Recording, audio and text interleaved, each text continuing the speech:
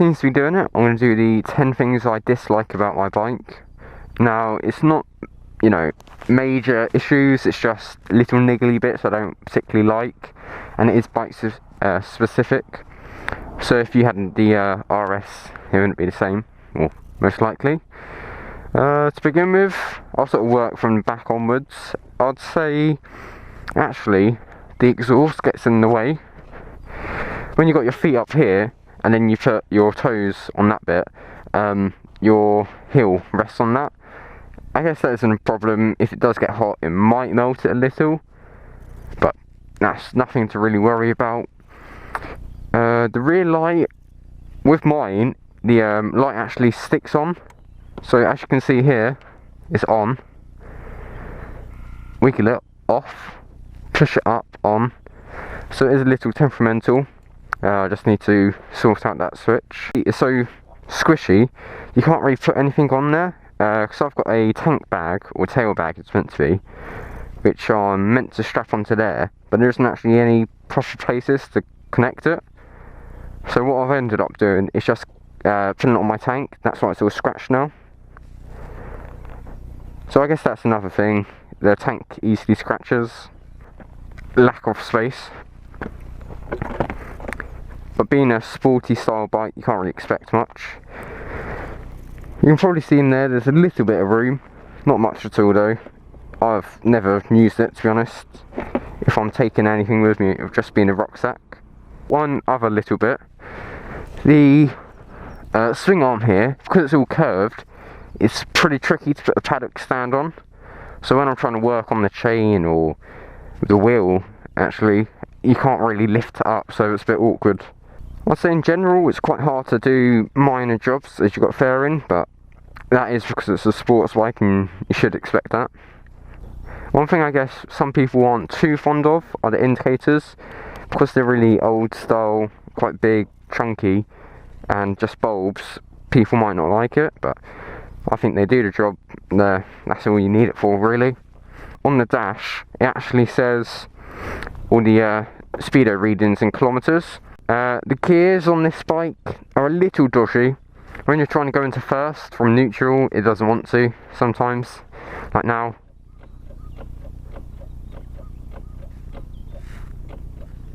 Not going in, so you have to actually roll it and then push it. But that's just my bike, because it's quite old. Now this bike is 03 and it's done about, I'd say 12,000 kilometers, which isn't too bad, I guess. Normally bikes of this age would be at least 20, possibly 25,000. But I would say that is pretty much it. Sort of cosmetics and general. And I'll take it for a ride and show you another little issue it has.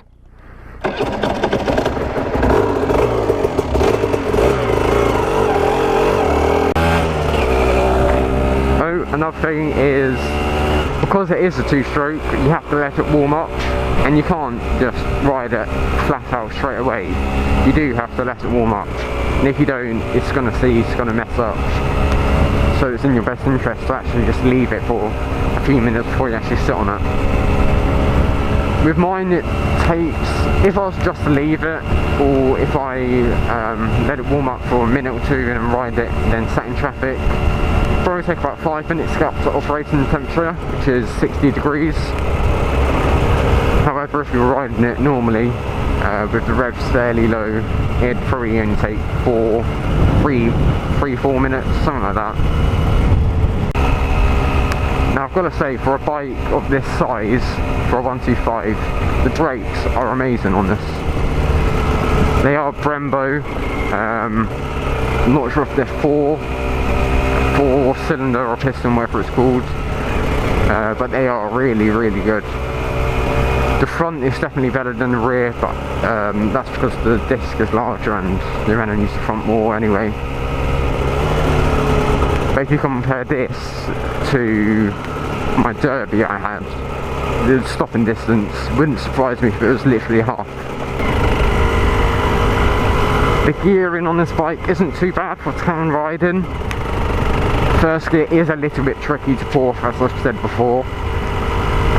you do have to slip the clutch, and whereas on a 4-stroke you can just about release the clutch slowly and it'll pick itself up.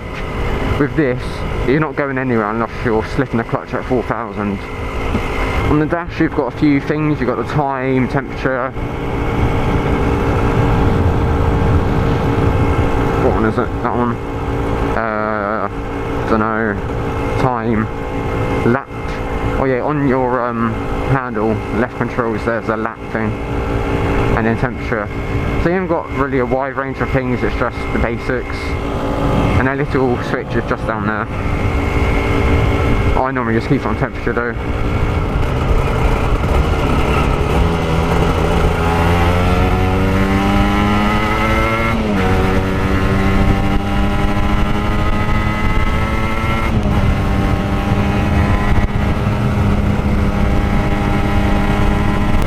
It pulls very, very well, and that was only up to 7,000 revs, and it can go up to 11.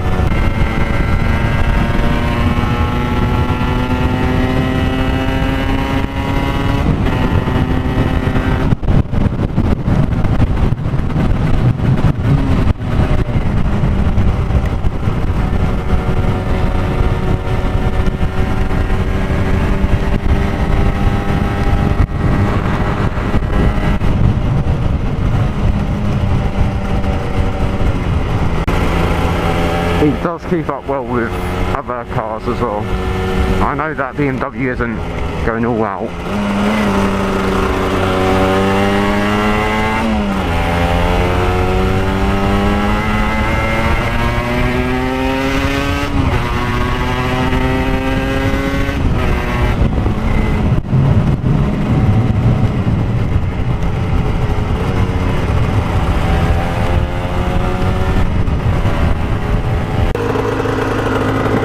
Now at 3,000, and then there you go.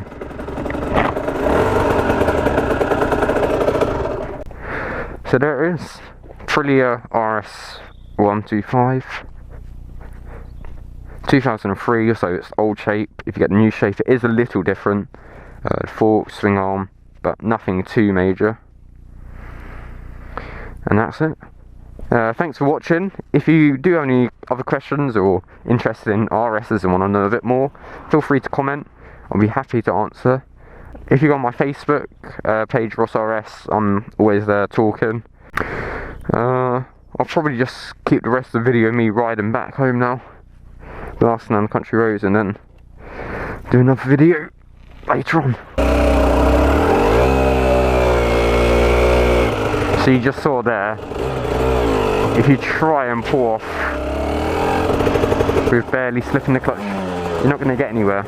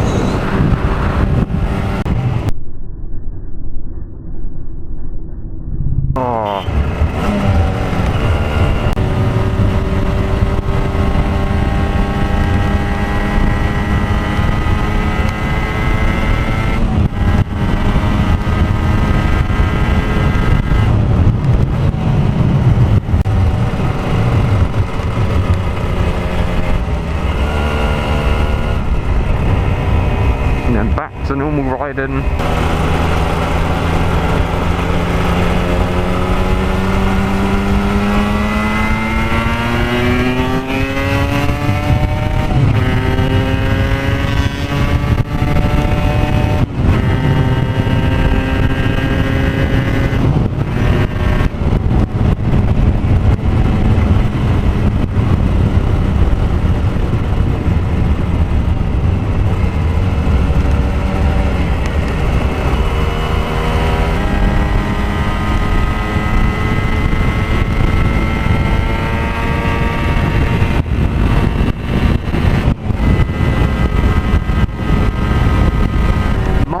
gallon on this bike all depends on how you're riding. Like today, I'm riding like a bit of a numpty, going full throttle pretty much. That's only going to get you 35, 40-ish miles per gallon. Whereas if you're nice and sensible, change at 6,000 revs, you know, don't accelerate or brake too hard, you could be looking at about 50 plus miles per gallon. And then refill 2-stroke.